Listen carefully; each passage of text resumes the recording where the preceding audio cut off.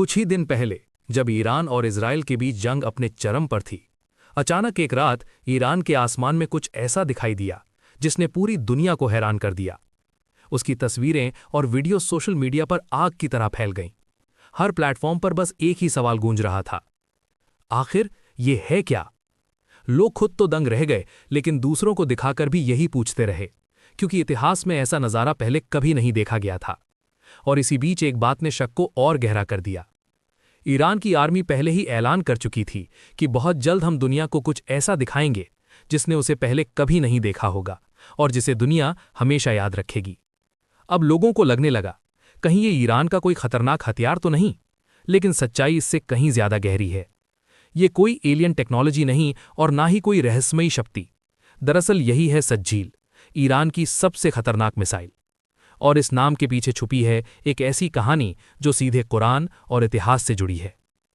सदियों पहले यमन में अब्राहा नाम का एक जालिम शासक हुआ करता था।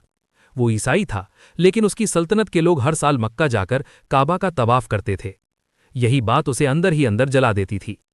उसने सोचा, मक्का में ऐसा क्या है जो यमन में नहीं?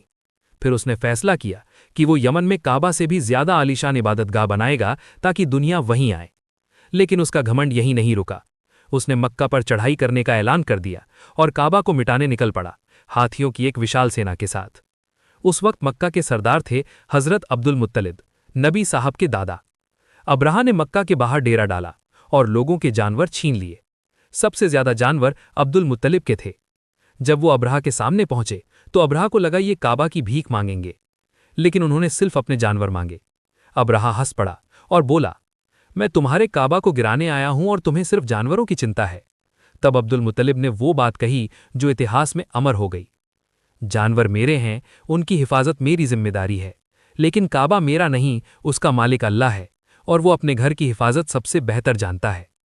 इसके बाद मक्का के लोग पहाड़ियों पर चले गए और सिर्फ दुआ करने लगे। और तभी आसमान से अल्लाह का करिश्मा उतरा। हजारों अबाबील परिंदे आसमान में छा गए। उनकी चोंच में थे छोटे छोटे पत्थर, सज्जील।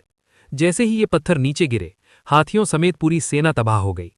ये घटना नबी साहब की पैदाइश से कुछ ही दिन पहले हुई थी और इसी साल को कहा गया आमुल फील, यानी हाथियों का साल। कुरान की सूरे अल फील में इसी वाक़ये का जिक्र है।